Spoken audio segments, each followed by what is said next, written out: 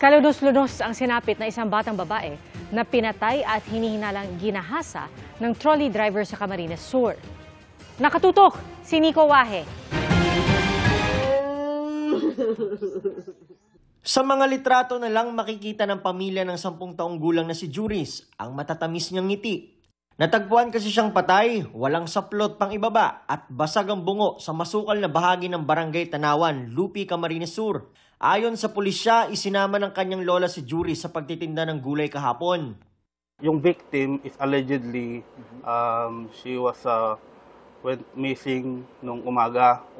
And then nag-seek ng assistance yung lola niya sa mga barangay officials para maghanap sa kanya.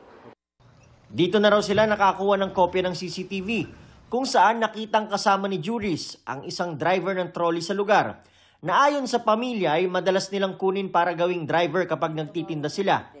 Nang komprontahin, todo tanggi ito. Pero hindi nagtagal ay umamin din daw at itinuro kung saan dinala ang bata. Doon namin na-find out na may dugo yung ulo ng bata na parang pinukpok ng some hard object. And then sinabi naman ng suspect na pinukpok daw niya ito ng bato. Inaalam pa ng pulisya kung pinagsamantalahan ng biktima. Bagamat sasampahan daw nila ang suspect ng reklamong rape with homicide. Wala pang pahayag ang suspect at pamilya ng biktima. Para sa GMA Integrated News, Nico Wahe, nakatutok 24 oras.